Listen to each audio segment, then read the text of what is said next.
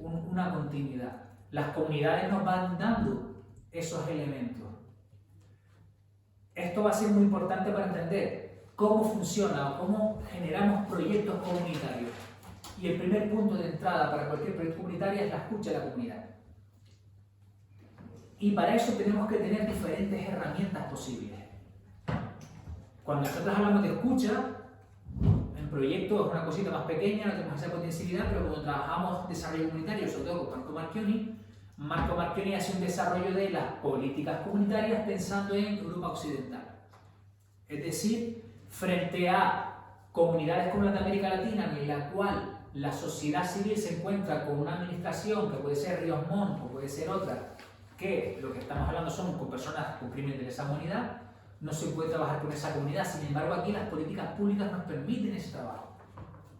Esa es la postura de Marco, bastante discutible en muchos puntos, pero es lo que marcaba también mucho el trabajo.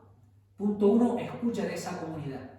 Y a veces en esas escuchas comunitarias pasaban cosas maravillosas como en Paterna, de repente en una reunión se levantó la gente para una reunión y aplaudió porque vio un médico por primera vez en un espacio comunitario, es decir, un médico fuera del centro de salud, cosa que era como un hito comunitario. O en escucharse técnicos que trabajaban en Zaragoza, llevan trabajando 15 o 20 años en el mismo sitio, en la misma ciudad, pero jamás se habían encontrado y no sabían. Si no hay una escucha de la comunidad, generalmente ¿qué sucede? Que nos encontramos con problemas sociales que desconocemos, porque venimos de una lógica de hacer proyectos sentados en una mesa, en donde no hay una escucha de esa realidad. Esa escucha de esa realidad es lo que nos va a dar el primer punto de acercamiento para construir, y ese es el punto para mí central, un diagnóstico correcto de esas comunidades. Si el diagnóstico está mal, porque si escucha nos falta, se vuelve a escuchar, se amplía el periodo de escucha. Pero si el diagnóstico está mal, todas las acciones que hacemos van a ir mal reguladas. Tendríamos que volver otra vez a rediagnosticar. Sin embargo, periodos de escucha o periodos de acciones nos podemos equivocar, que siempre tenemos un momento para corregir si hubiera algún error.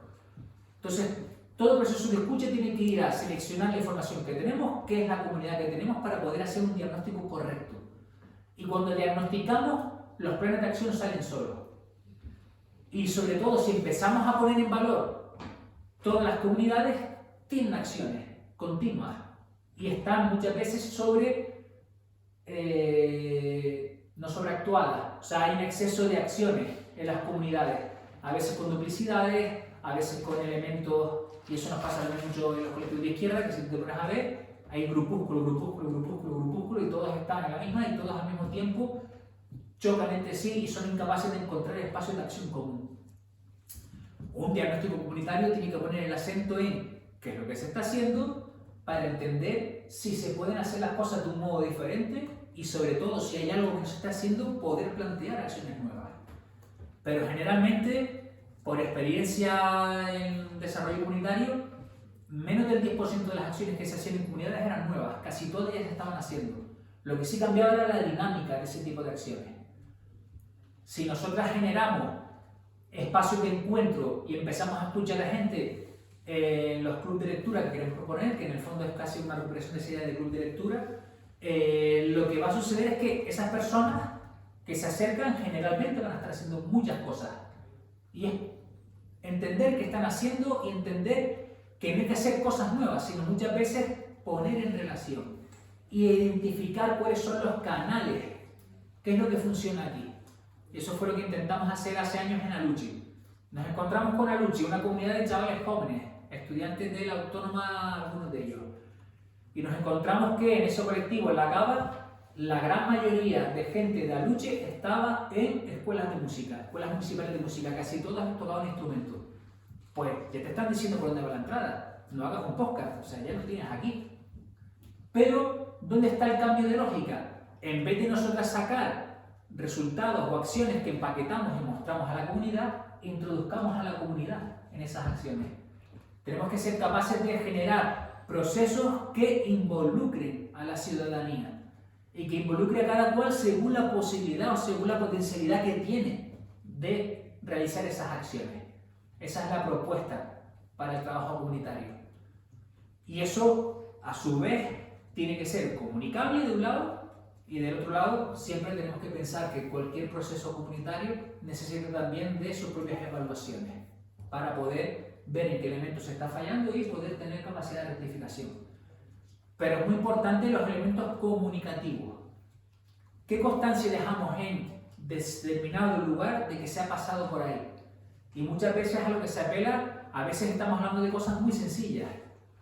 ¿Vale? Por ejemplo, en Lanzarote, un grupo de personas que se reúnen en una plaza que se llama Santa Elena decían: aquí en esta plaza nos encontramos que hay padres y madres en grupitos que están en los exteriores de la plaza.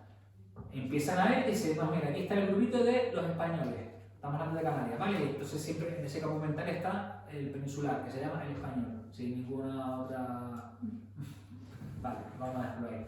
Luego están los alemanes, porque en Canarias, en esa zona, sí que hay muchas personas alemanas. Allí están los suecos, aquí están los canarios, y aquí están el grupito de dominicanos. Y nos encontramos que los niños y niñas interactúan en el espacio común, pero no los padres y madres. Entonces, simplemente con vallar la plaza para que los niños estuvieran seguros, es decir, que el acceso para los niños más pequeños no pudiera salir de la plaza y pudieran jugar en ese entorno, y la acción no va destinada al trabajo con padres y madres. Coste de la acción, lo que te cueste comprar unas cintas que puedas poner y quitar. No hace falta poner vallas, sino algo que puedas poner y quitar. Que eso bastante calor la conseguimos. O sea, son elementos eminentemente económicos. Es muchas veces qué hacer. Lo que proponemos aquí está en entendamos la realidad, hagamos una filosofía de la praxis, estudiamos conjuntamente autores, autoras que generalmente esa ciudadanía no se ha acercado a ellas o a ellos, o los conocen pero no han trabajado colectivamente, y a partir de ahí veamos qué propuestas salen de esos grupos de acción. Que puede pasar que no salga ninguna propuesta. O sea, tampoco forzar, es facilitar, y ese sobre todo es el trabajo que tendría que hacer Patrick con el apoyo nuestro, pero facilitar que se pueda dar. Pero sí que es importante facilitar. Por ejemplo, en Murcia me han dicho: tú haces la convocatoria, tú pasas el mail, porque en el momento que cualquiera de nosotros de aquí toma la iniciativa, que empieza a decir el resto de comunidad: ya está el del PC tomando o ya está el grupo no sé qué, o ya está, y empiezan a decir, ya te quieres apropiar de. Entonces necesitamos que venga alguien exógeno y que facilite, y que permita, y que ese sea el curro. Y eso lo vamos a ver, sobre todo lo vamos a ver en la asignatura de tercero, cuando empecemos a hablar la parte de facilitación comunitaria. Son proyectos que permiten que se faciliten a que sucedan cosas. Y como diría García Linera, recordando que además, esas cosas no están escritas de antemano. No sabemos qué va a pasar. Porque si ya supiéramos de antemano qué va a pasar, tampoco habría proceso comunitario.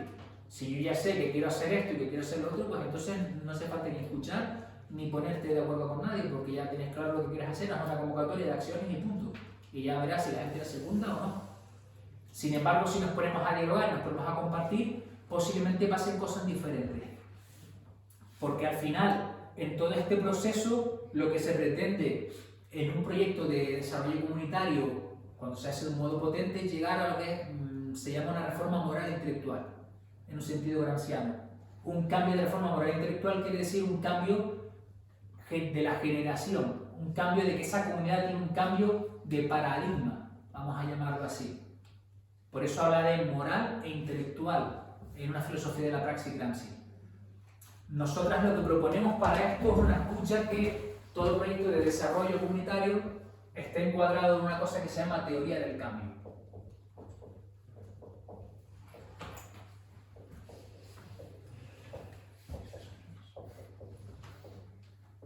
Y en la teoría del cambio lo interesante está en que trabajamos a partir de qué desea esta comunidad, qué comunidad deseamos.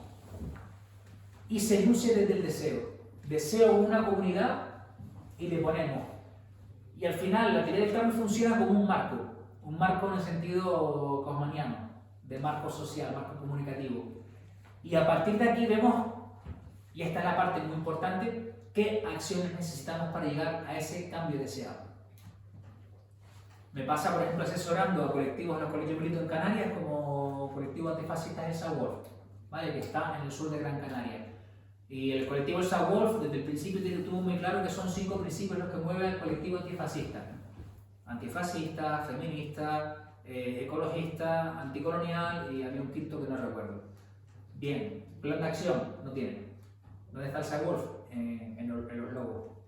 ¿Vale? Cuando van, ponen su bandera, o sea, ponen su pancarta, estamos, y nos han posteado la foto, pero cuando le preguntas el plan de acción, no tienen. Entonces, como mucho puede ser una política de la contra, que es, si hay un recorte, o pasa lo último en Palestina, o pasa tal, y nosotros vamos todo el rato corriendo detrás de la hegemonía.